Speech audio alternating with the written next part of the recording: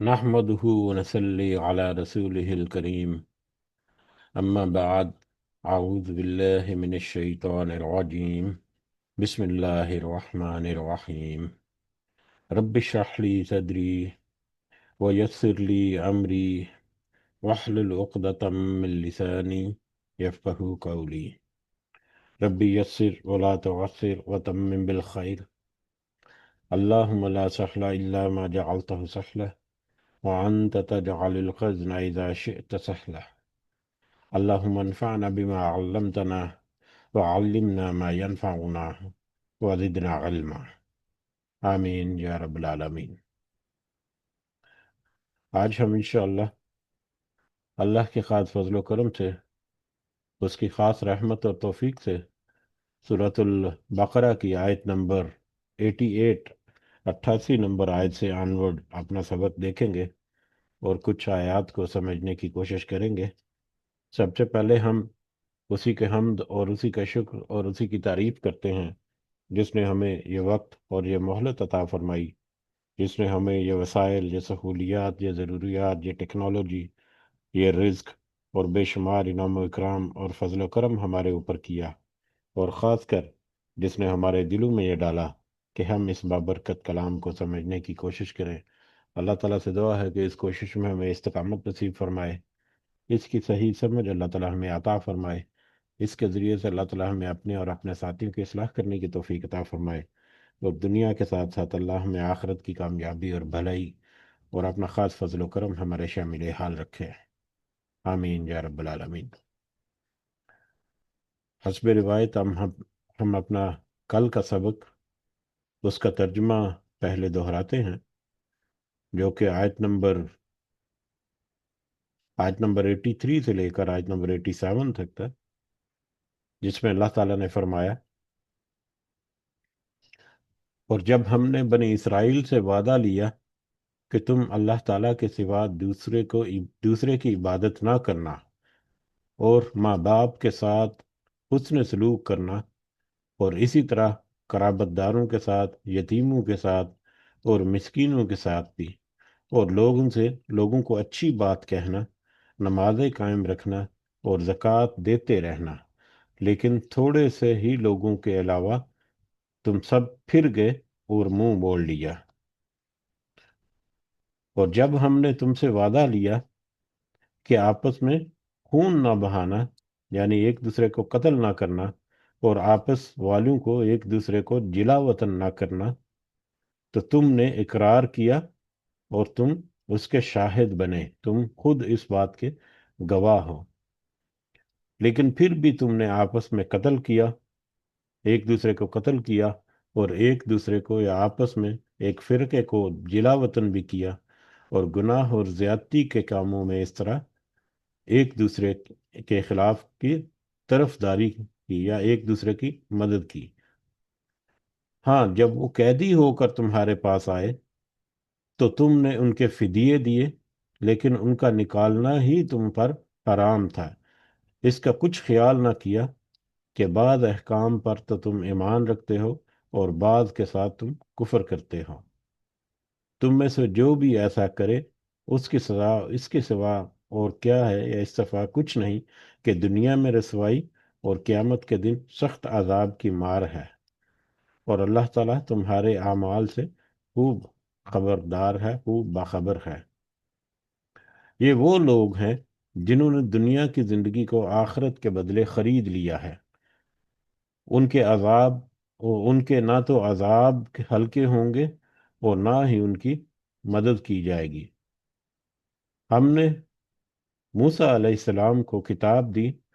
اور ان کے پیچھے اور رسول بھی بھیجے، اور ہم نے عیسیٰ ابن مریم کو علیہ السلام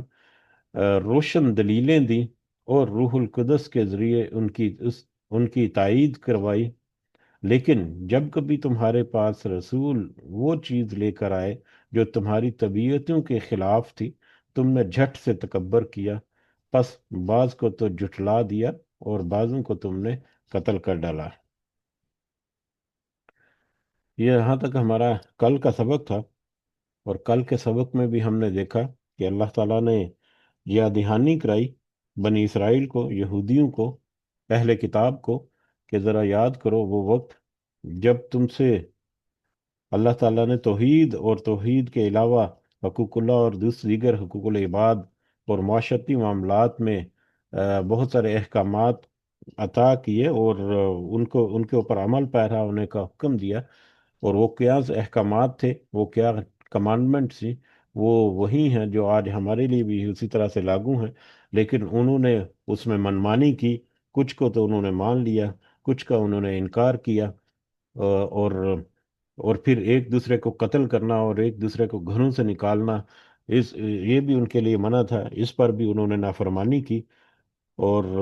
دیگر معاملات میں تو ایسے لوگوں کے لیے اللہ تعالیٰ نے واضح طور پر تذکرہ کیا بنی اسرائیل کے ریفرنس سے، کہ جو تو اپنی منمانی کرتے ہوئے کچھ باتوں کو مان لے گا، دین کی شریعت کی کچھ احکامات کو مان لے گا جو اس کے من پسند ہیں، اور جو اس کی طبیعت پر بوجھل آتی ہیں، بھاری پڑتی ہیں، تھوڑی سی اس میں اس کو اس کی خواہشات کے مطابق نہیں، ان کو وہ چھوڑ دے گا، تو یہی وہ لوگ ہیں جن کے اوپر نہ تو وہ نہ صرف وہ دنیا میں ذلیل و خوار اور رسواں ہوں گے، بلکہ آخرت میں ان کے اوپر ایک ایسا عذاب آئے گا جو کہ ہلکا نہیں کیا جائے گا، بہت سخت ہوگا۔ یہی سلسلہ جو ہے بنی اسرائیل کے اسی رویے کا، ان کی اسی مطلب روش کا سلسلہ، یہ آگے بھی چلتا ہے اگلی آیات میں بھی، اور مختلف ان کے جو روش ہے اس کا تذکرہ ہمیں آج کے سبق میں بھی ملے گا۔ تو شروع کرتے ہیں ہم آیت نمبر 88 سے عنور اپنا سبق۔ اعوذ باللہ من الشیطان الرجیم۔ وقالو، اور ان سب نے کہا، ان بنی اسرائیل نے، یہودیوں نے، عیسائیوں نے، اہل کتاب نے، قلوبنا غلف، کہ ہمارے دل تو غلاف میں ہیں، ہمارے دل ایک قبر میں محفوظ ہیں۔ یہودیوں اور عیسائیوں نے، یا اہل کتاب نے کہا۔ اب یہ آج کا سبق یہاں سے جو ہے وہ اس وقت کے یہودی اور عیسائی، بطور خاص یہودی ہے لیکن اہل کتاب کا کہنا چاہیے کہ اس وقت کے جو اہل کتاب بنی اسرائیل تھے، یہ ان کا رویہ یا ان کی روش جو ہے اس کا یہاں پر ہمیں تذکرہ ملے گا۔ تو آیت نمبر 88 سے لے کر آیت نمبر 90 تک یہ جو 3 آیات ہیں، ان 3 آیات میں ہم دیکھیں گے کہ بنی اسرائیل کے نبی کریم صلی اللہ علیہ وسلم کے ساتھ حسد کا تذکرہ جو ہے وہ ہمیں اس میں ملے گا، کہ اللہ تعالیٰ نے وہ نبی کریم صلی اللہ علیہ وسلم کے ساتھ حسد جو ہے وہ اس وجہ سے کرتے تھے کہ اس آخری نبی کو صلی اللہ علیہ وسلم اللہ تعالیٰ نے بنی اسرائیل کی بجائے بنی اسماعیل میں کیوں مبعوث کر دیا، اور ان کے اس مخالفت کی وجہ، یہی ان کی بنیادی مخالفت کی وجہ سے بنی اسرائیل کی یہی بنیادی وجہ تھی نبی کریم صلی اللہ علیہ وسلم کے ساتھ مخالفت کرنے کی اور ضد پر اڑ جانے کی، کہ آخری نبی جس طرح سے پے در پے، جیسا کہ پچھلی آیات میں ہم نے دیکھا کہ حضرت موسیٰ علیہ السلام کے بعد حضرت عیسیٰ علیہ السلام تک مسلسل پے در پے نبی بھیجے بنی اسرائیل میں، تو وہ ان کی خواہش یہ تھی کہ آخری نبی جو ہے، جن کی نشانیاں اور وہ آخر کتاب جس کے بارے میں معلومات جو ہیں ان کی کتابوں میں ہے، کہ وہ نبی اور کتاب جو ہے وہ انہی کی قوم یا انہی کے اپنے لوگوں میں بنی اسرائیل میں آئے گا، لیکن اللہ تعالیٰ نے تو بنی اسماعیل میں وہ آخری نبی اور وہ آخری کتاب جو ہے وہ بھیج دی۔ تو یہی وجہ ہے کہ وہ مختلف مواقع پر نبی کریم صلی اللہ علیہ وسلم کے خلاف چالیں چلتے، نئے جو مسلمان ہونے والے ہیں، بطور خاص نئے مسلمانوں کو، اور عام طور پر وہ دوسرے لوگوں کو گمراہ کرنے کی کوشش کرتے رہتے کہ کسی طرح سے اس راستے کے میں رکاوٹ بنے، اور کسی طرح سے اس معاملے کو وہ مطلب وائنڈ اپ کرا دیں۔ لیکن اللہ تعالیٰ کی تدبیروں کے آگے تو انسان کی تدبیریں کچھ بھی معنی اور حیثیت نہیں رہتی۔ حالانکہ وہ بہت خوب اچھی طرح سے جانتے تھے بہت ساری باتیں، کچھ باتوں کا تذکرہ ہمیں آگے جا کر ملے گا، اس سے پہلے بھی بہت ساری باتیں ہم نے دیکھ لیں، کہ وہ ان کو خوب اچھی طرح سے پہچانتے تھے، نبی کریم صلی اللہ علیہ وسلم کو ان کی ان کی نشانیوں اور ان کی خصوصیات کی وجہ سے بہت اچھی طرح سے جانتے تھے، قرآن کو وہ بہت اچھی طرح سے جانتے تھے کہ یہ وہی قرآن، یہ وہی کتاب ہے جس کا تذکرہ ان کی کتابوں میں ہے، لیکن ہمیں آج کے سبق میں یا اگلی یہ جو دو تین آیات ہیں 88 سے لے کر 90 تک، اس میں بطور خاص ہم دیکھیں گے کہ وہ اس بات کی وجہ سے ضد پڑ اڑ گئے کہ اللہ تعالیٰ نے جو اپنا استحقاق ہے، یا اللہ تعالیٰ کا ایک کلی اختیار ہے کہ وہ جس بندے کو چاہے اپنے لیے چن لے، نبی کے طور پر، رسول کے طور پر، تو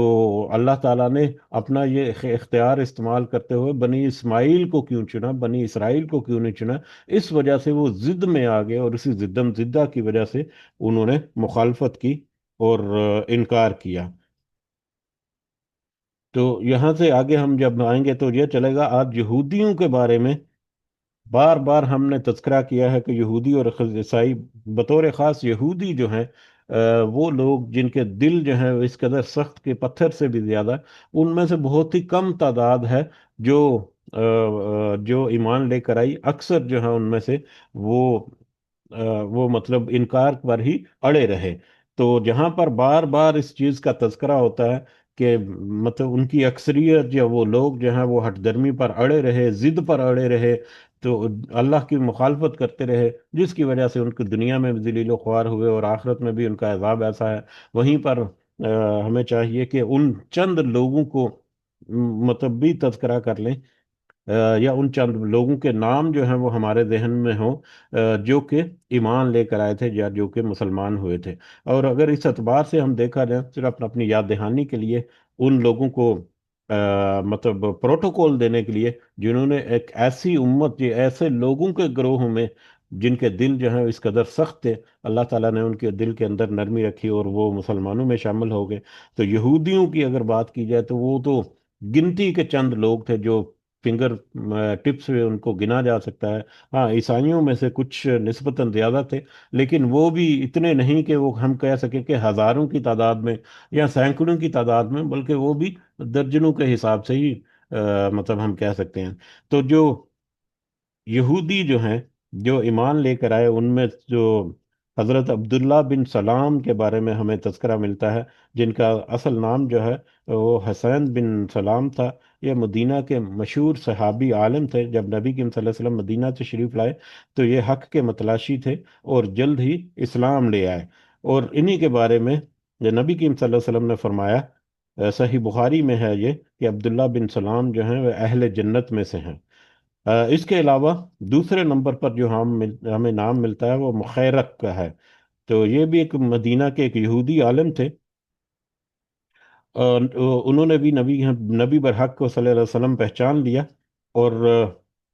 غزوہ احد کے موقع پر، یعنی شروع کے مدینہ میں جب دور مدینہ تھا، اس میں شروع میں ہی انہوں نے مطلب پہچان کر اپنے جو لوگ ہیں یہودی جو ہیں ان کو کہا کہ یہ وہی نبی برحق ہے، اس کے اوپر تو نہیں ایمان لاؤ، لیکن یہودیوں نے تو اس کا انکار کر دیا۔ لیکن وہ خود اسلام لے آئے، اور جنگ احد میں ہی وہ مسلمانوں کے ساتھ لڑتے ہوئے شہید ہو گئے۔ تو نبی کریم صلی اللہ علیہ وسلم نے انہیں، یعنی مخیرق کو رضی اللہ تعالیٰ عنہ خیر یہود کہا، یعنی کہ بہترین یہودی کا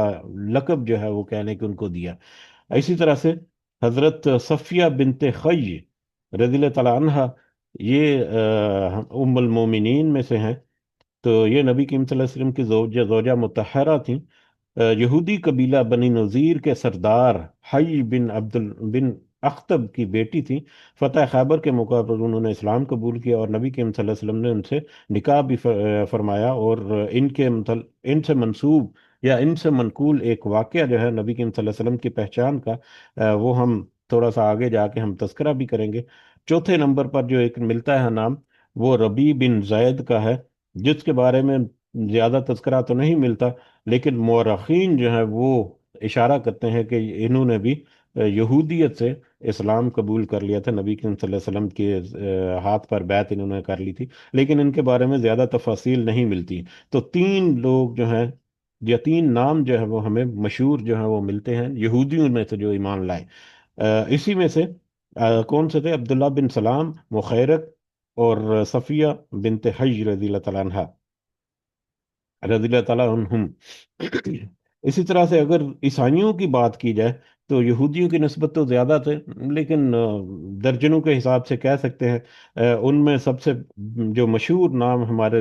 ہماری نظروں کے سامنے سے گزرتا ہے وہ ہے نجاشی کا۔ نجاشی اس کا جو اصل نام تھا ان کا، وہ اسحمہ بن ابہر تھا۔ یہ حبشہ کا عیسائی بادشاہ تھا، جس نے شروع کے جو پہلے دو گروہ، یا چوتھے اور پانچویں یا چھٹے سال نبوی کے درمیان میں جو ہجرت کر کے وہاں کر کے حبشہ میں، تو ان کو وہاں پر پناہ دی۔ اور یہ وہ واحد ہستی ہیں جنہوں نے مطلب یعنی کہ اتنے وہ خوش قسمت کہ نبی کریم صلی اللہ علیہ وسلم کو انہوں نے اپنی زندگی میں دیکھا نہیں، لیکن وہ ان کے اوپر ایمان بھی لے کر آئے، اور ان کی وفات کے اوپر نبی کریم صلی اللہ علیہ وسلم نے ان کی غائبانہ نماز جنازہ بھی ادا کی، اور یہ واحد غائبانہ نماز جنازہ تھی جو نبی کریم صلی اللہ علیہ وسلم نے مطلب ادا کی۔ یہ صحیح بخاری اور صحیح مسلم سے یہ روایات ہیں، ہمیں پتہ چلتا ہے۔ اس کے علاوہ نبی کریم صلی اللہ علیہ وسلم نے نجاشی کے بارے میں کہا تھا کہ آج جب وہ فوت ہو گیا تو نبی کریم صلی اللہ علیہ وسلم نے کہا کہ آج ایک صالح بندہ فوت ہوا ہے۔ اسی طرح سے دوسرا نام جو ہے وہ ہماری نظروں کے سامنے ورقہ بن نوفل کے بارے میں آتا ہے۔ ورقہ بن نوفل جو ہے یہ بھی ایک عیسائی عالم تھے، جو کہ حضرت ختیجہ رضی اللہ تعالیٰ عنہ ام المومنین، سب سے پہلی بیوی نبی کریم صلی اللہ علیہ وسلم کی ازواج مطہرات میں سے، تو یہ ان کے کزن تھے، ان کے بھائی، چچا زاد بھائی تھے۔ تو جب نبی کریم صلی اللہ علیہ وسلم کے اوپر وحی کا سلسلہ شروع ہوا تو حضرت خدیجہ رضی اللہ تعالیٰ عنہ نے ان کے ساتھ کنٹیکٹ کیا۔ تو ان کو جب تفصیلات کی پتہ چلی تو انہوں نے اسی وقت اس بات کا اقرار کر لیا تھا، تصدیق کر دی تھی کہ یہ تو وہی ناموس یا فرشتہ جبریل ہے جو کہ حضرت موسیٰ علیہ السلام پر آیا تھا وحی کے ساتھ۔ تو اگرچہ ان کی وفات نبی کریم صلی اللہ علیہ وسلم کی بعثت کے بالکل شروع کے دور میں ہی ہو گئی تھی، لیکن کیونکہ انہوں نے تصدیق کر دی تھی آلریڈی، اور وہ ہے بھی اچھے کردار کے مالک تھے، تو لہذا انہیں بھی اہل ایمان میں شمار کیا جاتا ہے۔ اسی لیے تیسرا نام جو ہے وہ تمیم داری کا ہمیں ملتا ہے۔ یہ بھی ایک عیسائی راہب تھے، شام کے علاقے سے ان کا تعلق تھا۔ نبی کریم صلی اللہ علیہ وسلم کے زمانے میں مدینہ آ کر اسلام قبول کیا۔ نبی کریم صلی اللہ علیہ وسلم نے ان کی آمد کا خیر مقدم بھی کیا، اور ان کے ایمان کی تعریف بھی فرمائی تھی۔ نمبر 4 جو ہے وہ عدی بن حاتم رضی اللہ تعالیٰ عنہ کے بارے میں،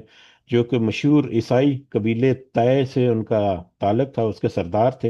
اور کہتے ہیں کہ حاتم طائی کی اولاد میں سے تھے، یا حاتم طائی کے بیٹے تھے۔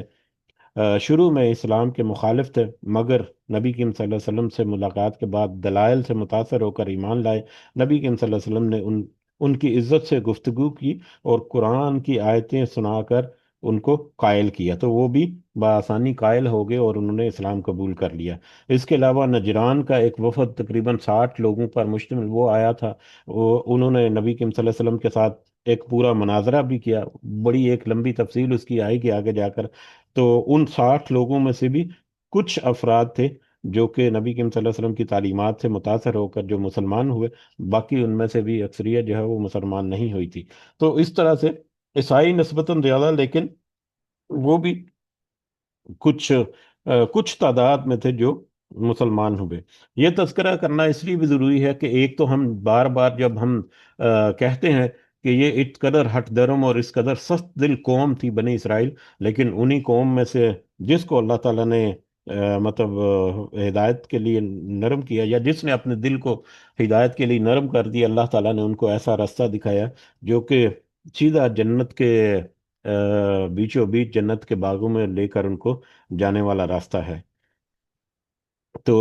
یہ بہرحال آج کے 88 سے لے کے 90 نمبر 3 جو آیات ہیں، ان کی تمہید کے طور پر کہ نبی کریم صلی اللہ علیہ وسلم سے بغض اور جو حسد جو ہے، اس کی اصل وجہ یہی تھی کہ بنی اسرائیل سے کیوں وہ آخری نبی نہیں ہے، بنی اسماعیل سے کیوں آگے۔ تو اسی کے تمہید کے ساتھ ہم دوبارہ اپنے سبق کی طرف آتے ہیں، آیت نمبر 88۔ اعوذ باللہ من الشیطان الرجیم۔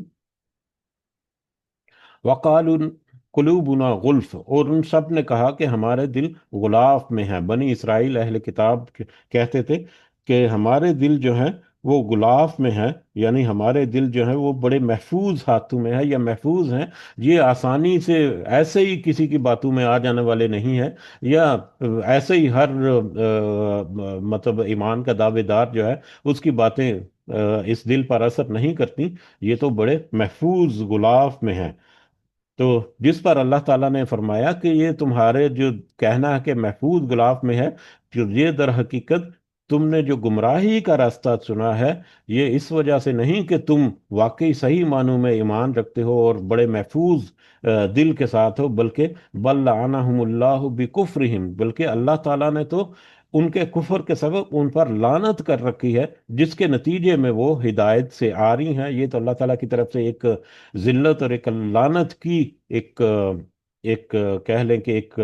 شکل ہے، جو کہ ان کے دلوں کے اوپر ایک سخت مہر کی صورت میں نظر آتی ہے۔ فَقَلِيلًا مَا يُؤْمِنُونَ، پس کم ہی ہیں تم میں سے جو ایمان لاتے ہیں، بہت کم ہیں جو ایمان لاتے ہیں۔ وہ ان لوگوں میں سے بہت کم ہی تھے جو ایمان لائے، جس کا تذکرہ ہم نے ابھی بھی اسی لیے آیات کی روشنی میں کیا، کہ کچھ لوگوں کو چھوڑ کر اکثریت ان کی جو ہے ان کے دل ظاہری طور پر وہ کہتے کہ ہمارے دل محفوظ ہیں، ایسے ہی ایسی ایسی باتوں میں نہیں آ سکتے، لیکن یہ باتیں جو اللہ تعالیٰ نے تذکرہ کی، یہ کوئی عام باتیں نہیں تھی، یہ تو حق کی باتیں تھیں، یا حق تھا جو اللہ تعالیٰ نے تذکرہ کیا قرآن کی شکل میں، نبی کریم صلی اللہ علیہ وسلم کی شکل میں۔ وَلَمَّا جَاءَهُمْ كِتَابٌ مِّنْ عِندِ اللَّهِ، اور جب ان کے پاس آئی کتاب اللہ تعالیٰ کی طرف سے، مُصَدِّقٌ لِمَا مَعَهُمْ، جو کہ تصدیق کرنے والی ہے اس کی جو کہ ان کے پاس ہے۔ جب اللہ کی طرف سے کتاب یعنی قرآن مجید نازل ہوا، جو کہ ان آیات کی یا ان کتابوں کی تصدیق کرتی ہے جو ان کے پاس، یعنی اہل کتاب یہودیوں اور عیسائیوں کے پاس انجیل اور تورات وغیرہ جو ہے، وہ ان کی تصدیق کرتی ہے کہ ہاں وہ اصل جو پیغام ہے جو اللہ تعالیٰ کی طرف سے نازل ہوا وہ حق ہے۔ اس کے بعد تخریفات جو ہیں وہ اللہ تعالیٰ کی ان آیات سے مستثنیٰ ہوتی ہیں، کہ اصل جو پیغام یا اوریجنل ٹیکسٹ جو جو اوریجنل متن تھا ان کتابوں کا، اس کو انڈورس کیا ہے اس قرآن نے۔ اور نہ صرف وہ قرآن اللہ تعالیٰ کی طرف سے نازل ہوا جو کہ تصدیق کرنے والا ہے ان کی کتابوں کا، بلکہ وَقَانُوا مِن قَبْلُ، اچھا جب وہ قرآن نازل ہوا تو اس وقت ان کی کنڈیشن کیا تھی یا ان کی کیفیت کیا تھی، ان بنی اسرائیل ان بنی اسرائیل کی یا ان اہل کتاب کی، یہودیوں اور عیسائیوں کی، بطور خاص یہودیوں کی۔ وَقَانُوا مِن قَبْلُ يَسْتَفْتِحُونَ، کہ وہ سب تھے اس سے پہلے فتح مانگتے، عَلَى الَّذِينَ كَفَرُوا، ان لوگوں پر جنہوں نے کفر کیا۔ وہ مشرک لوگ جو ہیں، اہل کتاب جو ہیں، وہ مشرک لوگوں کو پر کفر مشرک لوگوں پر یا کافر لوگوں پر فتح مانگنے کی دعائیں کرتے رہتے تھے، یا التجائیں کرتے رہتے تھے، یا شدید خواہش رکھتے تھے۔ آ، کل کے سبق میں ہم نے جو تذکرہ کیا کہ وہ آپس میں کشت و خون ان کا چلتا رہتا، دنگے فساد، آپس میں قتل و غارت کرتے رہتے۔ تو ایسی صورت میں جب ایک پہلو تو اس آیت کے اس حصے کا یہ ہے کہ جب وہ مغلوب ہوتے، جب وہ شکست خوردہ ہوتے اور مشرکوں کے قیدی بن جاتے، تو اس وقت وہ ان مشرکوں کو کہتے کہ ہمارے آج تو ہم کمزور ہیں، لیکن ہمارے اندر بھی ایک نبی اور ایک کتاب جو ہے وہ آنے والی ہے، صلی اللہ علیہ وسلم نبی بھی آنے والے ہیں، تو جب وہ ہمارے درمیان نبی آئیں گے تو ہم ان کی مدد کریں گے، اور ہم بھی طاقتور، ایسے طاقتور بن جائیں گے کہ کوئی ہمارا مقابلہ نہیں کر سکے گا۔ آج تو ہم مغلوب ہیں، کل کو ہم بڑی فتح کے جشن جو ہے وہ منایا کریں گے۔ تو ایک تو یہ پہلو ہے اس آیت کے اس حصے کا، کہ وہ کافروں کے اوپر فتح مانگنے کی دعائیں یا امیدیں یا خواہشات جو ہے وہ کرتے تھے۔ دوسری عام حالات میں بھی وہ مشرکوں کو، جو غیر یہودی اور غیر عیسائی مذاہب کے لوگ تھے، ان کو یہ کہتے رہتے یا مشہور کرتے یا باتیں جگہ جگہ پر کرتے کہ ہم آج جو ہیں ہمارے اندر اتنی سخت نہیں ہے، یا ہمارے اندر کچھ نچاکیاں یا جو بھی ہمارے معاملات ہیں، لیکن وہ نبی آنے والا ہے، جیسے ہی وہ نبی آ گیا اور جیسے ہی وہ کتاب آ گئی تو ہم بھی ایک دوبارہ سے سلجھ جائیں گے، اور ہم بھی بڑے طاقتور لوگ جو ہیں بن جائیں گے، اور پھر ہماری ٹکر کی کوئی قوم جو ہے وہ دنیا میں نہیں ہوگی۔ تو اس طرح سے وہ ان کی خواہشات کہہ لیں کہ وہ اس کا اظہار کرتے تھے، اس طرح سے وہ दुआएं जो है वो कह करते थे, या इस तरह से वो इंतजार कर रहे होते थे उस नबी का भी सल्लल्लाहु अलैहि वसल्लम, और उस किताब का भी, कुरान का। तो ये हालत थी उनकी उस वक़्त, जब उनके ऊपर अल्लाह ताला ने ऐसी किताब नाज़िल कर दी जो कि उनकी पिछली किताबों की तस्दीक करने वाली थी। और ना सिर्फ वो किताब, फलम्मा जाअहुम मा अरफू, किताब के अलावा वो भी आ गया, फलम्मा जाअहुम, वो आ गया, तो जब आ गया उनके पास मा आराफू, जिसे उन्होंने पहचान लिया, यानी नबी करीम सल्लल्लाहु अलैहि वसल्लम, जब नबी करीम सल्लल्लाहु अलैहि वसल्लम भी आ गए, जिसको उन्होंने खूब अच्छी तरह से पहचान लिया, कफरू बिही, फिर उसके बावजूद, पहचानने के बावजूद उनका इनकार कर दिया, मोहम्मद का इनकार कर दिया सल्लल्लाहु अलैहि वसल्लम, और किताब को मानने से भी इनकार कर दिया कि हम तो इस किताब पर ईमान नहीं लाते। और उसकी वजह जो है हमने पहले तज़किरा की, नबी करीम सल्लल्लाहु अलैहि वसल्लम से हसद और बुग़्ज़ की वजह, कि ये बनी इसराइल में क्यों नहीं आए, बनी इस्माइल में क्यों नहीं आए। जैसा कि हज़रत उम्मुल मोमिनीन हज़रत सफ़िया रज़ी अल्लाह तआला अन्हा का तज़किरा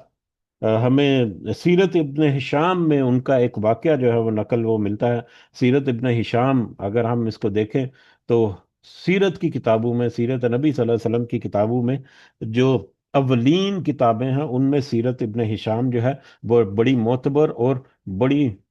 अवलीन किताबों में से किताब जो है वो मिलती है। तो ये बड़ी अथेंटिक सीरत की किताब है, सीरत इब्न हिशाम। तो सीरत इब्न हिशाम में हजरत उम्मे सफ़िया जो है, उम्मुल मोमिनीन हजरत सफ़िया रज़ी अल्लाह अन्हा, और जैसा कि तज़किरा हुआ कि वो एक यहूदी आलम की बेटी थी और दूसरे यहूदी आलम की भतीजी थी, उनके चचा और उनके बाप दोनों यहूदी आलम थे। तो जब वो फरमाती हैं कि जब नबी करीम सल्लल्लाहु अलैहि वसल्लम मदीना तशरीफ लाए, तो मेरे बाप और चचा दोनों आप सल्लल्लाहु अलैहि वसल्लम से मिलने गए। बड़ी देर तक आप सल्लल्लाहु अलैहि वसल्लम से गुफ्तगू की। फिर जब जब घर वापस आए, तो मैंने अपने कानों से उन दोनों की गुफ्तगू सुनी। वो गुफ्तगू क्या थी? चचा ने कहा, क्या वाकई, चचा ने उसके उनके वालिद से कहा कि क्या वाकई ये वही नबी है जिसकी खबरें हमारी किताबों में दी गई हैं? तो उनके वालिद ने कहा कि खुदा की कसम हाँ। चचा ने कहा कि क्या तुम इसका यकीन है, क्या तुम्हें इस पर यकीन है कि वाकई? तो वालिद ने कहा कि हाँ। चचा ने फिर कहा, तो फिर क्या इरादा है आप, अगर वो वाकई वही रसूल हैं,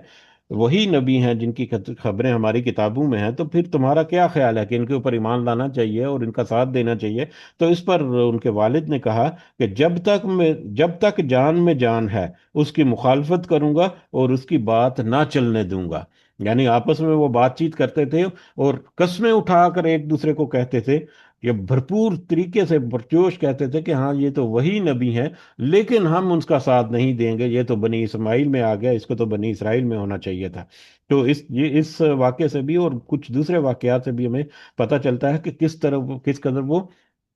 मतलब पक्के यकीन के साथ वो मतलब जान चुके थे कि ये वही मोहम्मद सल्लल्लाहु अलैहि वसल्लम जिनके बारे में तज़किरा है उनकी किताबों में, और ये वही किताब है जिनका इंफॉर्मेशन उनके पास है। लेकिन फिर भी इसके बावजूद, सब कुछ पहचान लेने के बावजूद उन्होंने उसका इनकार किया, कुफर किया। फलानतुल्लाहि अलल काफिरीन, तो ऐसे काफिरों पर अल्लाह ताला की लानत है, दुनिया में भी उनके लिए जिल्लत और रसवाई है, और आखिरत में भी सख्त तरीन अजाब है। बेस बेसमश्तराओ बिही अनफुसहुम, बुरा है जो उन सब ने बेच डाला उसके बदले अपनी जानों को।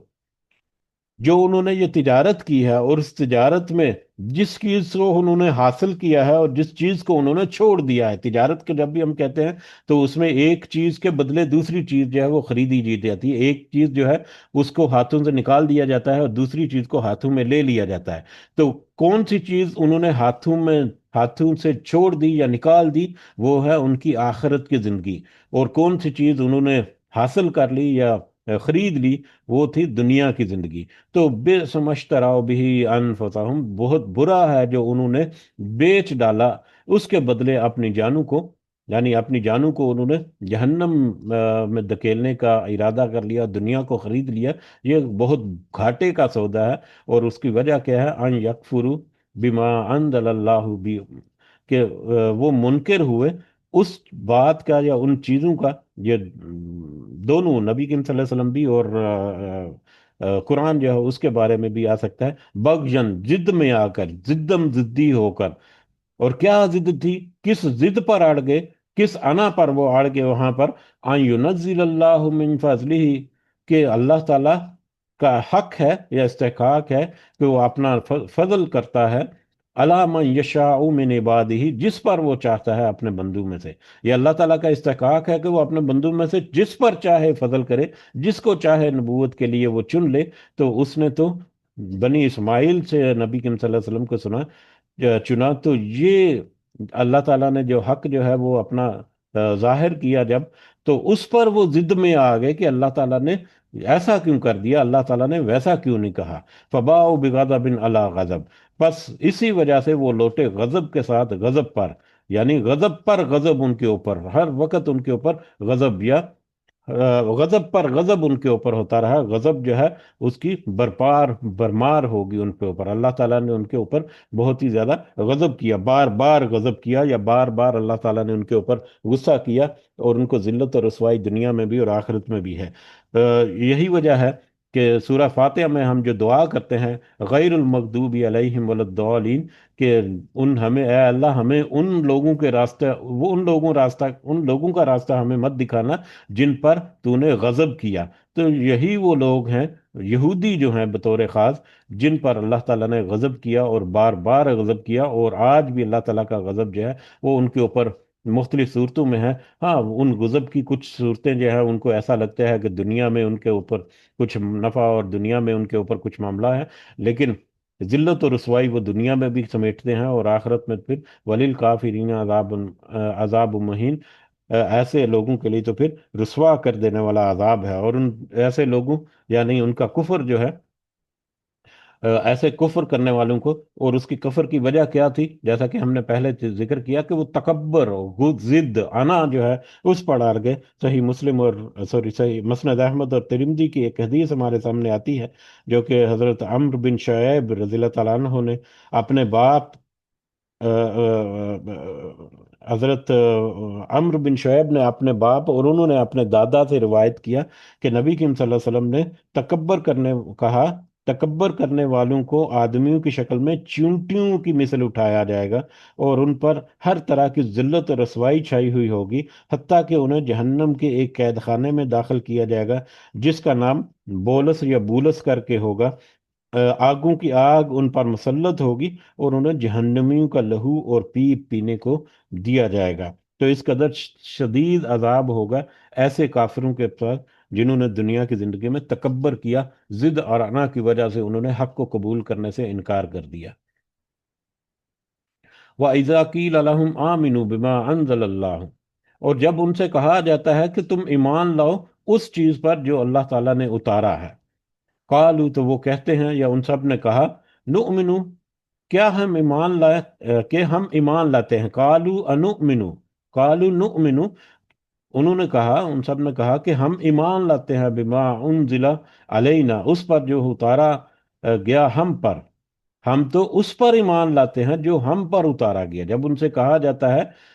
کہ ایمان لاؤ اس پر جو اللہ تعالیٰ نے اتارا ہے، تو وہ کہتے ہیں کہ ہم تو اس پر ایمان لاتے ہیں جو ہم پر اتارا گیا، ہم پر جو اتارا گیا اللہ تعالیٰ نے، ہم تو صرف اس پر ایمان لاتے ہیں۔ وَيَكْفُرُونَ بِمَا وَرَاءَ، اور وہ سب انکار کرتے ہیں اس کا جو اس کے علاوہ ہے، جو ان کے اوپر نہیں اتارا گیا،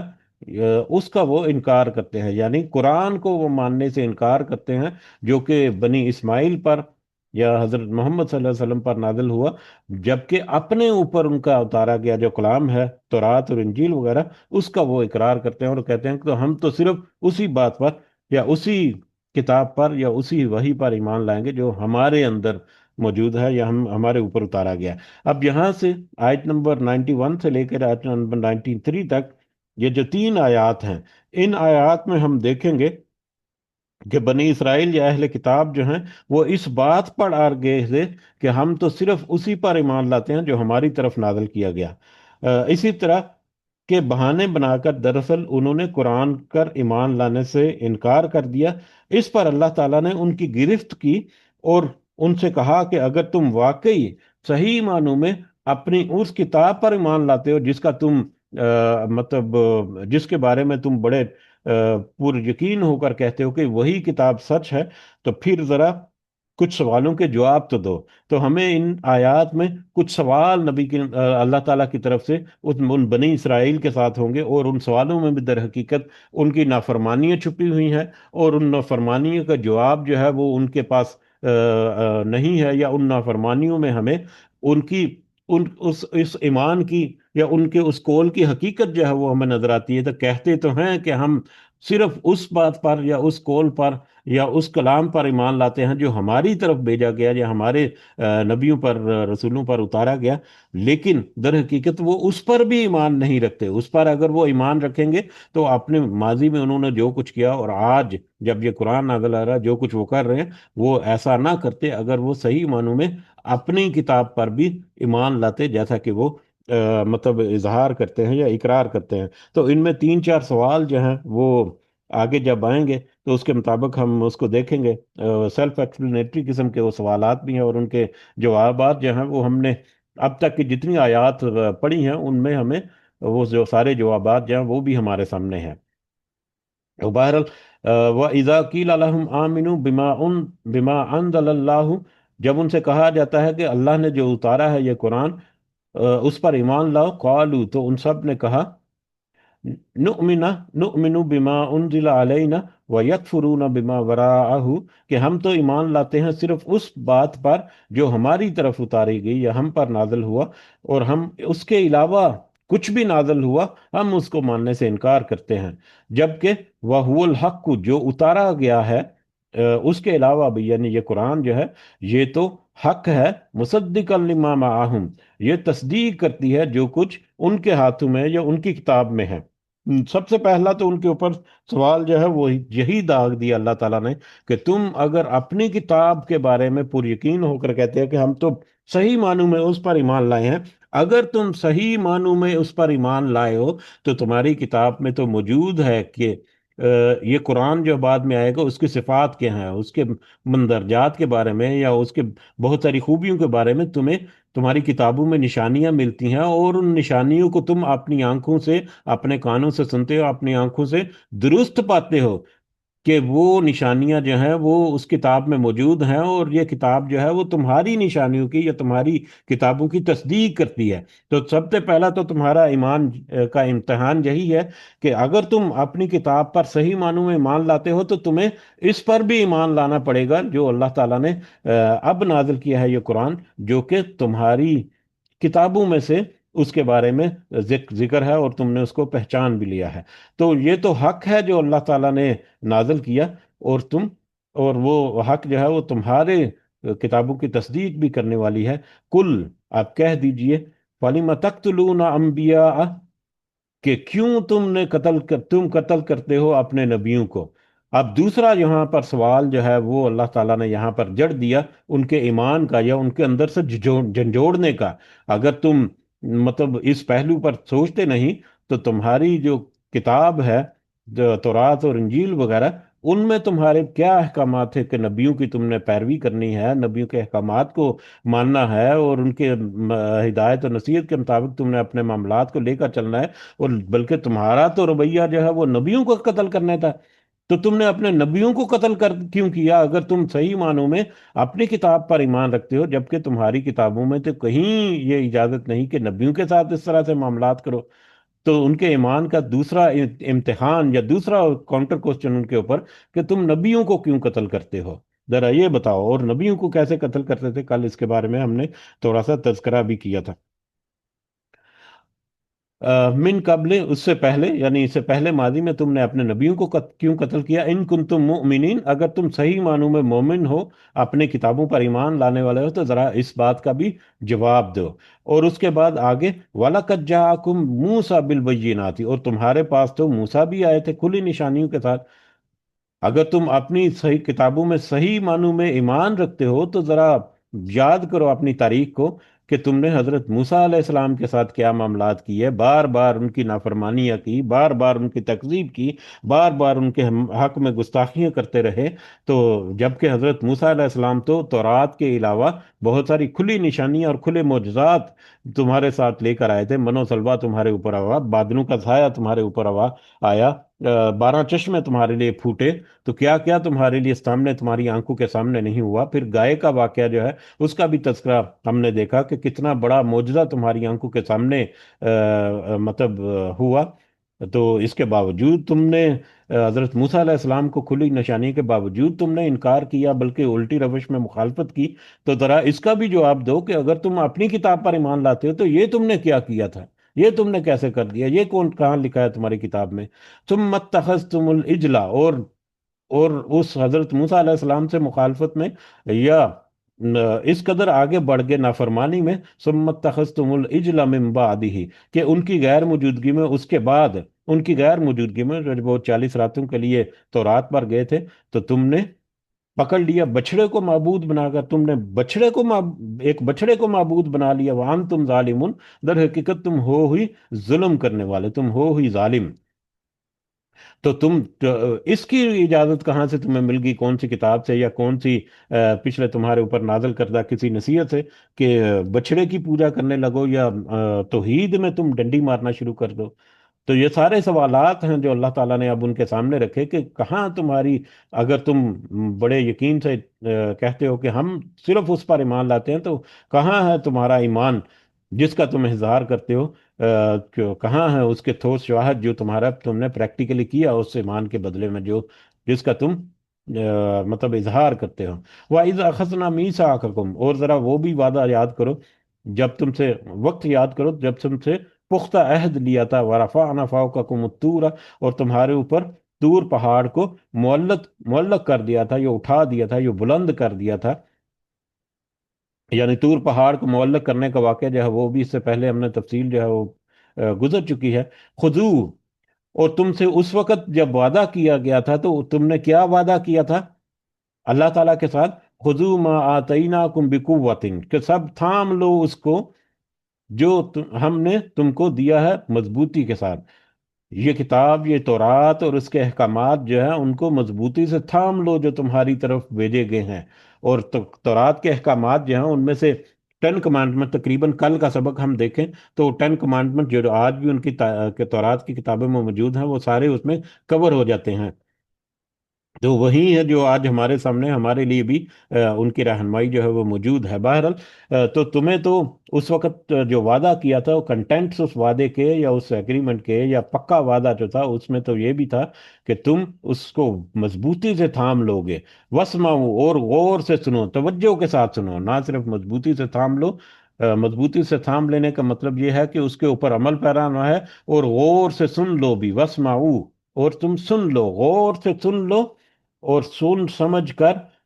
بڑے اہتمام کے ساتھ اس کو تم مضبوطی سے پکڑ لو۔ یہ تمہیں مطلب میثاق طور کے طور میں تمہارے ساتھ وعدہ لیا گیا تھا اللہ تعالیٰ کی طرف سے، اللہ تعالیٰ نے۔ قالو، اس وقت تو تم نے کہا تھا سمعنا، ہاں ہم نے سن لیا، لیکن وہ عصینا، تم نے اس کی بھی نافرمانی کی۔ تم نے وہ وعدے کو تو اقرار کیا تھا، لیکن تم نے اس وعدے کی پاس نہیں رکھی، اس کی نافرمانی کی۔ تم نے یہ تو کہا کہ ہم نے سن لیا، لیکن اس کو مانا نہیں۔ زبان سے تو اظہار کر دیا اس کا، لیکن دل میں اس کا اقرار رکھا، دل سے وہ اس کو نہیں مانا، دل سے وہ مطلب قبول ہی نہیں کیا۔ بس ظاہری زبان سے تم نے اس کا اقرار کیا تھا، یا اس وعدے کو تم نے قبول کیا تھا۔ اب ذرا اپنی اس روش کو بھی، اس کے اوپر بھی غور کرو، اور تمہاری یہ روش جو ہے وہ کس وجہ سے، وہ وَأُشْرِبُوا فِي قُلُوبِهِمُ الْإِجْلَ بِكُفْرِهِمْ، ان کے کفر کی وجہ سے ان کے دلوں میں بچڑے کی محبت جو ہے وہ پلا دیے گئے تھے، ان کے دلوں میں بچڑے کی محبت جو ہے وہ گھول کر جیسے پلا دی گئی ہو، اس طرح سے انہوں نے اپنے اندر بچڑے کی محبت جو ہے وہ سرایت کر لی تھی، جس کی وجہ سے انہوں نے ان احکامات کو سن تو لیا، اقرار تو کر لیا، لیکن دل سے اس کو نہیں مانا، دل سے اس کا انکار کر دیا۔ اب یہاں پر یہ بڑا ایک ڈیپ ورڈ ہے جو اللہ تعالیٰ نے استعمال کیا، وَأُشْرِبُوا فِي قُلُوبِهِمْ، کہ ان کے دلوں میں پلا دیا گیا۔ उनके दिलों में पिला दिया गया। इंसान जब कुछ खाता और पीता है तो खाने और पीने वाली चीजों के असरात जो उनका जिस्म, जो हमारा जिस्म जज़ब करता है, उसमें जमीन आसमान का फर्क है। जो खाने वाली जो चीजें हैं जिनको हम चबा कर खाते हैं या निगल कर मतलब खाते हैं, तो वो ठोस चीजें होती हैं। उन ठोस चीजों में से कुछ हिस्सा जो है वो तो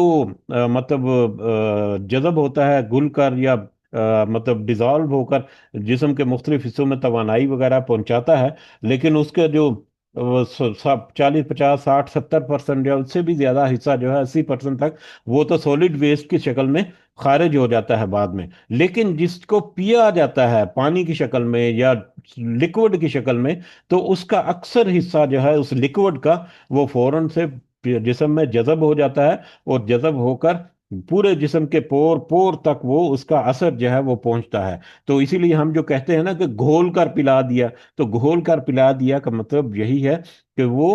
पूरे का पूरा जज़ब होकर जिस्म के अंदर जो है वो सरायत कर जाता है, और पोर पोर तक, यानी जिस्म के हर हिस्से तक उसका असर जो है वो जाता है। जो पी हुई चीज होती है, पानी जो है जब पिया जाता है तो वो फौरन से जज़ब होता है, और वो फौरन से उसका असर जो है पूरे जिस्म पूरी बॉडी के अंदर जो है वो मुंतकिल होना शुरू हो जाता है। हाँ, वो सेकेंडरी प्रोसेस में है कि उसमें से कुछ खारिज भी होता है, और वो खारिज होने वाले में भी पानी की एक कसीर तादाद, और उसमें दीगर जो वेस्टेज डिस्पोजेबल्स होते हैं वो सारे होते हैं। लेकिन लिक्विड का अक्सर हिस्सा जो है वो जिस्म को बहुत जल्दी असर करता है और जज़ब हो जाता है। तो इस एतबार से ये बड़ा टेक्निकल वर्ड है जो अल्लाह ताला ने यहाँ पर यूज किया, कि उनके दिलों में तो बछड़े की मोहब्बत जो है जैसे कि घोल कर पिला दी गई हो, जिसकी वजह से जिसकी वजह उनका कुफर था। कुल, आप उनसे कह दीजिए, बिइसमा यामुरुकुम, बुरा है जो तुम हुक्म देते हो, बिही उसका, ईमानुकुम, तुम्हारा ईमान, इन कुंतुम मुमिनीन, अगर तुम सही मानों में मोमिन हो, अगर तुम सही मानों में ईमान वाले हो, तो जरा गौर करो कि तुम जिस ईमान को क्लेम करते हो, तुम्हारा वो ईमान जो है, सो कॉल्ड ईमान जो है, जिसको तुम बतौर ईमान क्लेम करते हो या पेश करते हो, या उसको उसके उसके ऊपर मतलब खड़े हुए अपने आप को पाते हो या खुद को इजहार करते हो, तुम्हारा ये ईमान जो है वो कुछ फायदे का नहीं है। उस ईमान का कोई, ऐसे ईमान का कोई फायदा नहीं जो तुम्हें दुनिया में कुफर और मासियत जो है उसकी तरफ लेकर जाए और जिल्लत और रसवाई का बायस बने, और आखिरत में भी तुम्हारे साथ ऐसा हो। तो ये ईमान जो है ये कोई फायदा तुम्हें देने वाला नहीं है। अगर तुम सही मानों में ईमान रखते हो तो इन सवालों के जवाबात पे ऊपर जरा गौर करो, तो तुम्हें पता चल जाएगा कि तुम किस जगह पर खड़े हो, किस क्या क्या तुम्हारा स्टैंडिंग पॉइंट है यहाँ पर। तो यहाँ पर हम जब देखते हैं कि मोहब्बत का यहाँ पर अल्लाह ताला ने जिक्र किया कि बछड़े की मोहब्बत जो है वो उनके दिलों में घोल कर पिला दी, तो मोहब्बत से तजावज़ कर देना जो है उसका अंजाम जो है वो भी बड़ा भयानक होता है। इसके बारे में भी बहुत सारी हमें अहादीस भी मिलती हैं और बहुत सारे अकवाल भी मिलते हैं। लेकिन हमारे सामने सही बुखारी में हजरत उमर बिन खताब रजी अल्लाह ताला अन्हो का एक कौल जो है, हजरत उमर बिन खताब का ये कौल है, जिसमें हजरत उमर बिन खताब ने कहा, ये हदीस नहीं है, हजरत उमर बिन खताब का कौल है कि अपने महबूब से मोतदल मोहब्बत रखो, शायद कि वो कल को तुम्हारा दुश्मन हो जाए। यानी जिससे तुम मोहब्बत रखो तो उससे तुम एक दरमियाने दर्जे की मोहब्बत रखो, कि हो सकता है कि कल को अगर वो तुम्हारा दुश्मन बन जाए तो फिर वो तुम्हारे साथ क्या कुछ कर गुजरे। और अपने दुश्मन से भी हद से ज्यादा नफरत ना करो, शायद कि वो कल को तुम्हारा दोस्त बन जाए। यानी दोस्ती और दुश्मनी दोनों में एक मोतदल, एक दरमियाना रास्ता जो है उसको अपना कर रखो, कि शायद कल को सिनेरियो अगर चेंज हो जाए तो तुम्हारा माजी जो है वो तुम्हारे आड़े ना आए, या तुम्हारा माजी तुम्हारे सामने मतलब भयानक एक ख्वाब ना बनकर रह जाए। तो बहरत मोहब्बत इसके अलावा भी बहुत सारे हमें मिलती हैं। समरी पॉइंट यही है कि बनी इसराइल से कहा गया, यहूदियों से कहा गया, ईसाइयों से कहा गया, अहले किताब से कहा गया उसके तो अगर तुम सही मानों में ईमान को समझते हो तो ज़रा गौर व फिक्र करके इन सवालों की तरफ गौर व फिक्र करो, तुम्हें बहुत सारे सवालों के जवाब मिल जाएंगे, और तुम्हें ईमान की हकीकत जो तुम जिक्र करते हो वो भी तुम्हारे सामने आयाम हो जाएंगी। तो ज़रा गौर व फिक्र कर लो और उसके मुताबिक अपनी इस्लाह कर लो। आगे बढ़ते हैं आयत नंबर 94, और आयत नंबर 94 से लेकर आयत नंबर 96 जो है ये भी मुख्तसर अंदाज से हम देखेंगे। इन आयत में हम देखेंगे कि यहूदी ये क्लेम करते हैं कि वो अल्लाह के बड़े चहेते हैं, अल्लाह के बड़े लाडले हैं, अल्लाह की बड़ी लाडली कौम है यहूदी जो है बतौर खास। और इस कदर लाडले हैं कि वो तो ज़रूर और ज़रूर जन्नत में ही जाने वाले हैं। और जहन्नम में अगर गए भी तो वो कुछ दिनों के लिए वहां से फिर निकाल कर वो जन्नत में दाखिल कर दिए जाएंगे। कि जैसे कि कल हमने एक हदीस का तज़किरा किया था जिसमें उन यहूदियों में खैबर के मौके पर वो वाकया था गालिबन, कि उन यहूदियों ने ये उन यहूदियों ने तो नबी करीम सल्लल्लाहु अलैहि वसल्लम के मुंह पर उनके सामने ही ये कह दिया। जब नबी करीम सल्लल्लाहु अलैहि वसल्लम ने उनसे पूछा कि जरा बताओ कि जहन्नमी कौन है, तो वो उन्होंने कहा कि हम जहन्नम में कुछ दिनों के लिए जाएंगे, उसके बाद तुम वहां पर आ जाओगे। तो नबी करीम सल्लल्लाहु अलैहि वसल्लम ने सख्ती से उसका जवाब दिया कि हरगिज नहीं, बल्कि तुम हमेशा जहन्नम में जलीलो ख्वार होते रहोगे, हम तुम्हारे जहन्नम में कभी भी जानशीन नहीं बनेंगे। तो यानी वो समझते थे कि हम यहूदी जो हैं, हम अल्लाह के चहेते हैं, हम तो जन्नत में ही जाने वाले हैं। तो इन आयत में 94 से 96 तक उनके साथ ये कलाम इस अंदाज से किया गया है कि अगर तुम ये यकीन रखते हो कि तुम जन्नत में ही जाने वाले हो, तो जरा मौत की ख्वाहिश तो करो। दुनिया की मुसीबतों में अड़े हुए हो, दुनिया की आजमाइशों में फंसे हुए हो, मेहनत मजदूरी करके तुम्हें कमाना पड़ता है और खाना पड़ता है, और इस कदर मुशक्कत की दुनिया की जिंदगी है। आखिरत की जिंदगी तुम देखो तो जन्नत में कैसे बागात और कैसी पुरआसाइश जिंदगी है। तो तुम ख्वाहिश करो, अगर तुम्हें यकीन है कि तुम जन्नत में जाने वाले हो, तो इस दुनिया की जिंदगी से छुटकारा हासिल करके आखिरत में जाने की ख्वाहिश तो करो। लेकिन उसका जवाब भी अल्लाह ताला ने इन्हीं आयत में दे दिया कि ये इसकी ख्वाहिश बिल्कुल भी नहीं करेंगे। ये तो तमन्ना करेंगे कि हमें हजारों साल जिंदगी नसीब हो। और इसकी तमन्ना वो इसलिए नहीं करेंगे कि जाहिर तो वो कहते हैं कि हम जन्नत में जाने वाले हैं, लेकिन उनको पता है कि हमारे हमारे करतूत क्या है, हमारे करतूत जन्नत जन्नत में जाने वाले नहीं, जहन्नम में ठहरने वाले हैं। जिसकी वजह से वो जन्नत में मौत का जो वक्त है उससे वो बहुत डरते हैं और उससे दूर भागते हैं और ख्वाहिश करते हैं कि हमें लंबी उम्र मिले। और फिर अल्लाह ताला ने इन आयत में ये भी कहा कि उनको अगर लंबी उम्र, हजारों साल की ये ख्वाहिश करते हैं, तो उनको लंबी उम्र अगर अल्लाह ताला अता कर भी दें, दे भी दी जाए, तो फिर भी ये जहन्नम से अपने आप को नहीं बचा सकेंगे। जहन्नम का अजाब जो है वो तो इनके लिए तयशुदा है। तो ये समरी है आगे आने वाली आयत की। इसके मुताबिक हम इन आयत को देखते हैं। आयत नंबर 94, औज़ु बिल्लाहि मिनश शैतानिर रजीम। कुल इन कानत लकुमुद्दारुल आखिरत।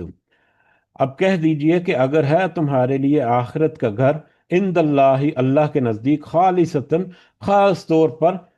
तुम्हारे ही लिए, मिन दून नासी, दूसरे लोगों के सिवा, दूसरे लोगों को पसे पुश डालकर सिर्फ तुम्हारे लिए खास कर दिया है आखिरत का घर, यानी जन्नत जो है अल्लाह ताला ने। अगर तुम ये कहते हो या अगर तुम ये समझते हो तो फिर फतमन्नउल मौत, तो तुम मौत की तमन्ना तो करो। इन कुन तुम सादिकीन, अगर तुम अपने कौल में सच्चे हो या अपने अपनी जो ईमान है उसमें तुम पक्के हो, तो तुम जरा मौत की तमन्ना तो करो कि तुम ही सिर्फ जन्नत में दाखिल होने वाले हो। वलन यतमन्नाहु अबदन, वो कभी भी तमन्ना नहीं करेंगे इसकी, बिमा कद्दमत, और उस यानी वो कभी भी मौत की तमन्ना नहीं करेंगे। और वो मौत की तमन्ना क्यों नहीं करेंगे? बिमा कद्दमत आईदीहिम, उस वजह से कि जो उन्होंने आगे भेजा, आगे भेजा उनके हाथों ने। यानी जो दुनिया की में आखिरत के बदले जो कमाई कर रहे हैं उसको वो जानते हैं, और उसी वजह से वो मौत की ख्वाहिश नहीं करेंगे। वल्लाहु अलीमुम बिज़ालिमीन, और अल्लाह ताला तो खूब जानने वाला है इन जालिमों को। ये जालिम लोग जो है, इनके रवैयों को, इनकी छुपी और जाहिरी बातों को अल्लाह ताला खूब अच्छी तरह से जानते हैं। और अपने करतूतों की बिना पर वो कभी भी मौत की तमन्ना नहीं करेंगे। वला तजिदन्नहुम, और अलबत्ता जरूर पाएंगे उनको, आप अलबत्ता उनको जरूर पाएंगे, अखरसन नासी, हरीस ज्यादा, अला हयातिन, जिंदगी जिंदगी पर। बल्कि आप तो, नबी करीम सल्लल्लाहु अलैहि वसल्लम को यहाँ पर कहा जा रहा है या मुसलमानों को यहाँ पर कहा रहा है कि आप तो इन यहूदियों और ईसाइयों को, खासकर यहूदियों को तो जिंदगी के ज्यादा हरीस पाओगे। जो तो कहते हैं कि हम जन्नत में जाने वाले हैं, तो मौत की तमन्ना करनी तो क्या, वो तो लंबी जिंदगी का हिर्स और लालच जो है वो उनके अंदर तुम देखोगे। اور ان کا حرص اور لالچ جو ہے اس کو جب کمپیئر کیا جائے مشرکین کے ساتھ، وَمِنَ الَّذِينَ أَشْرَكُوا، تو ان لوگوں سے بھی زیادہ وہ حریص ہیں جنہوں نے شرک کیا، مشرک لوگوں سے بھی زیادہ وہ زندگی کے حریص ہیں۔ تم ان کا رویہ جو ہے وہ اس طرح سے پاؤ گے۔ مشرک لوگ جو ہیں ان کو تو آخرت میں عام طور پر جو مشرک ہیں ان کا تو آخرت میں ان کا عقیدہ جو ہے وہ بھی بڑا گڈمٹ ہے۔ ان کے خیال میں آخرت جو ہے وہ کچھ نہیں ہے، بس دنیا کی زندگی میں کھاؤ پیو موج اڑاؤ، بس دنیا کی زندگی گزارو۔ تو اگر موت آ بھی جائے تو ان کو تو اس سے کوئی خوف نہیں ہے کہ اس کے بعد بھی ہوگا، ان کے ایمان کی بنیاد پر، کیونکہ وہ آخرت پر ان کا عقیدہ ہی نہیں ہے کہ آخرت میں ان کے ساتھ کوئی حساب کتاب والا بھی معاملہ ہونا ہے۔ تو وہ تو پھر تھوڑی بہت موت سے بے خوف ہوں گے۔ یہ یہودی جو ہیں ان کو تو سارا پتا ہے کہ دنیا میں کیا ہے اور قیامت میں کیا ہے۔ اس کے تو ان مشرکین کی نسبت جو ہے وہ اور زیادہ حریص اپنے آپ کو پائیں گے۔ اور اس کی وجہ وہی جو کہ پہلے تذکرہ ہوا، کہ وہ اپنے کرتوتوں کی وجہ سے وہ مرنا پسند نہیں کریں گے، کیونکہ ان کو پتا ہے کہ جیسے ہی ان کی موت آ گئی وہ سیدھا جہنم میں دھکیل دیے جائیں گے، اور وہاں پر ان کے ساتھ جو میٹر ہوں گے اس کا بھی انہیں بخوبی اندازہ ہے۔ یود احدہم، چاہتا ہے ان میں سے ہر ایک، لا یعمر الف سنہ، کہ وہ کاش کہ وہ عمر دیا جائے 1000 سال۔ ان میں سے ہر ایک جو ہے وہ تو ہزاروں سال یا 1000 سال جینے کی خواہش رکھتا ہے، تمنا کرتا ہے۔ وما ہوا بمزحزحہ من العذاب ان یعمرہ، تو حالانکہ وہ ہونا ان کا عمر پانا نہیں بچا سکے گا ان کو کہ اگر وہ عمر بھی دیا جائے، یعنی اگر ان کو ہزاروں سال عمر دے بھی دی جائے تو ان کی لمبی عمر بھی ان کو عذاب سے بچا نہیں سکے گی۔ ان کو جتنی بھی لمبی عمر مل جائے بالآخر ان کو اس عذاب کا مزہ چکھنا ہی ہے، اس عذاب میں ان کو گرنا ہی ہے۔ واللہ بصیر بما یعملون، اور اللہ خوب اچھی طرح سے جانتا ہے، دیکھنے والا ہے اس کو جو عمل کر رہے ہیں۔ یہ جو عمل کر رہے ہیں پریکٹیکلی، اللہ تعالیٰ ان کو خوب اچھی طرح سے دیکھ رہا ہے، ان کے کرتوتوں کو اللہ تعالیٰ خوب اچھی طرح سے دیکھ رہا ہے، اور جتنے ان کے کرتوت ہیں ان کو باقاعدہ ریکارڈنگ بھی جاری و ساری ہے، اور اس ریکارڈنگ کے مطابق ہم دیکھتے ہیں کہ وہ اس دنیا کی زندگی میں حریص ہیں اور لالچ میں ہے کہ ان کو لمبی زندگی مل جائے۔ آج بھی ہم یہودیوں کے تاریخ جو ہے وہ ہمیں بہت کچھ بتاتی ہے کہ کس قدر وہ لالچی ہیں، کس قدر وہ دنیا کے حریص ہیں، کس قدر وہ زندگی کو پسند کرتے ہیں، اور کس قدر وہ موت سے ڈرتے ہیں۔ ماضی میں تو بہت ساری مثالیں، آج آج کے وقت میں مطلب آج کل کا جو زمانہ، آج کل کی جو پولیٹیکل سنیریو ہے، اس میں ہم یہودیوں کو ہم دیکھتے ہیں کہ وہ کس قدر موت سے خوف زدہ ہیں۔ کل بھی تذکرہ ہوا ایران اور اسرائیل کا جو اس وقت جو تنازع چل رہا ہے یا معاملہ چل رہا ہے، اس کو سنیریو کو اگر ہم دیکھیں کہ ایران میں ہمارے مسلک کی مخالفت جو ہے اس کو ہم پسے پش ڈالیں گے، وہ مسلمان تو ہیں ضرور ہیں، تو اس اعتبار سے ہمیں ہمارے سامنے وہ مسلمانوں کا ایک عمل جو ہے وہ نظر آتا ہے کہ کس طرح سے وہ اس جنگ کے خوف ماحول میں بھی وہ کھلے عام باہر نکل کر اپنا جشن مناتے ہیں، کہ کس طرح سے ایران جو ہے وہ ریئیکٹ کر رہا ہے، بے شک وہ جتنے بھی محدود وسائل کے ساتھ ہے، جبکہ اس کے برعکس وہ اس قدر بزدل اور اس قدر ڈری ہوئی قوم ہے کہ وہ ایک تو انڈر گراؤنڈ بنکر جو بنائے ہوئے ہیں ان پر جا کر چھپ جاتے ہیں، جیسے ہی کوئی تھوڑا سا ایسا معاملہ ہوتا ہے تو فوراً سے ان کے سائرنز جو ہیں بجنے شروع ہو جاتے ہیں، اور ان کے رہائش گاہوں کے قریب ہی بہت سارے بنکر جو ہیں، زیر زمین جو پناہ گاہیں جو انہوں نے بنائی ہوئی ہیں، اور وہ فوراً سے چند سیکنڈز کے چند منٹس کے اندر اندر وہ زیر زمین بنکر جو ہیں، محفوظ پناہ گاہیں جو ہیں، ان میں وہ چلے جاتے ہیں۔ اور اس کے علاوہ آج کل اگر دیکھا جائے تو وہ یہودی اور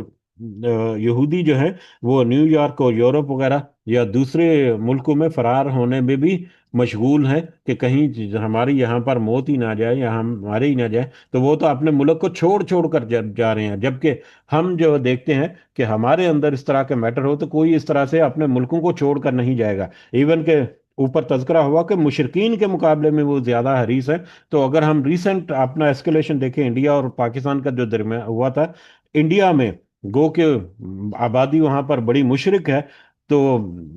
مطلب جو بھی انہوں نے اٹیک کیا یا ادھر سے جو بھی ہوا، دونوں طرف جنگ کا خطرہ تو منڈلا رہا تھا، تو ہم نے انڈیا میں بھی ہم نے نہیں دیکھا کہ کوئی مشرق جو ہیں یا جو ہندو وغیرہ جو ہیں وہ انہوں نے ملک اپنے یا اپنی آبادیوں کو چھوڑ چھوڑ کر خالی کرنا شروع کر دیا جائے کہ یہاں پر جنگ کا خطرہ ہے، یہیں پر کہیں یہ نہ ہو کہ میزائل آ گرے اور ہماری موت آ جائے۔ لیکن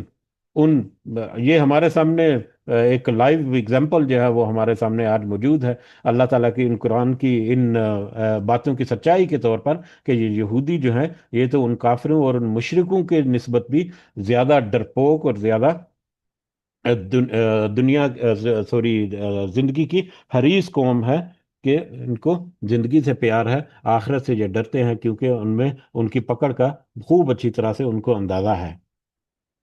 تو یہاں پر ہمارا جو ہے وہ سبق ختم ہوتا ہے، اس دعا کے ساتھ کہ ہم نے جو سنا، سمجھنے کی کوشش کی، اللہ تعالیٰ صحیح معنوں میں اس کی صحیح سمجھ جو ہے وہ ہمارے دلوں میں سرایت کر دے، اس طرح سے سرایت کرے جس طرح سے ہم نے آج تذکرہ کیا، گھول کر پلا دینے والا وشربو، کہ انہوں نے ان کے دلوں میں بچھڑے کی محبت جو ہے وہ اس کا تذکرہ ہے گو کہ یہاں پر، لیکن گھول کر پلا دینے کا جتنا اثر ہوتا ہے، اللہ تعالیٰ سے دعا ہے کہ اتنا اثر جو ہے ہدایت اور نصیحت کا ہمارے دلوں کے اوپر، ہمارے ہمارے جسموں کے اوپر آئے، کہ ہم اس کے اوپر پریکٹیکلی عمل کر سکیں۔ آمین یا رب العالمین، وما علینا الا البلاغ المبین۔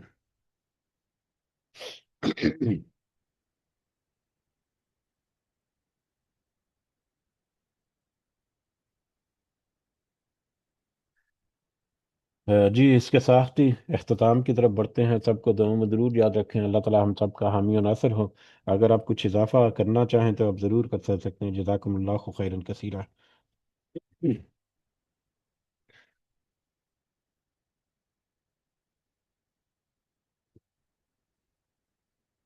دعا کرتے ہیں کہ اللہ تعالی ہمارے جتنے معاملات ہیں ان میں آسانیاں کریں، ہماری جو آزمائشیں اگر ہمارے اوپر ہیں تو ہمیں ان آزمائشوں پر پورا اترنے کی توفیق عطا فرمائے۔ اللہ تعالی ہمیں اپنے ایمان کی حفاظت کرنے کی توفیق عطا فرمائے، ایمان کے اوپر قائم رہنے کی توفیق عطا فرمائے، اور ایمان کے ساتھ ہی اس دنیا سے جانے کی توفیق عطا فرمائے۔ اور اللہ تعالی ہمیں اس قابل کر دے کہ دنیا سے رخصت ہونے سے پہلے ہمارے جو ڈاٹا بینک ہے، ہمارا جو سیونگ اکاؤنٹ ہے، اس میں سے کم از کم اتنی کمائی ضرور ہو کہ جس سے ہم آخرت میں پہلے بیچ میں جنت میں جانے والے لوگ جو ہیں ان میں شامل ہو سکیں۔ ہمارے والدین جو اس دنیا میں حیات ہیں، اللہ تعالیٰ انہیں صحت سے بھرپور زندگی عطا کرے، اور جو اس دنیا سے گزر گئے ہمارے والدین بھی اور دیگر ہمارے اقارب اور مومنین اور مومنات، اللہ تعالیٰ سب کو جنت فردوس میں اعلیٰ مقام عطا فرمائے، اور ان کی برزخ کی زندگی کو جنت کا باغیچہ جو ہے وہ بنائے اللہ تعالیٰ۔ آمین یا رب العالمین۔ رب ارحمہما کما ربیانی صغیرہ، رب ارحمہما کما ربیانی صغیرہ، رب ارحمہما کما ربیانی صغیرہ۔ ربنا آتنا فی الدنیا حسنہ وفی الآخرۃ حسنہ وقنا عذاب النار۔ ربنا ظلمنا انفسنا وإن لم تغفر لنا وترحمنا لنكونن من الخاسرين۔ ربنا تقبل منا إنك أنت السميع العليم وتب علينا إنك أنت التواب الرحيم۔ سبحان ربك رب العزة عما يصفون وسلام على المرسلين والحمد لله رب العالمين۔ سبحانك اللهم وبحمدك أشهد أن لا إله إلا أنت أستغفرك وأتوب إليك۔ جزاكم الله خيرا كثيرا۔ السلام علیکم ورحمۃ اللہ وبرکاتہ۔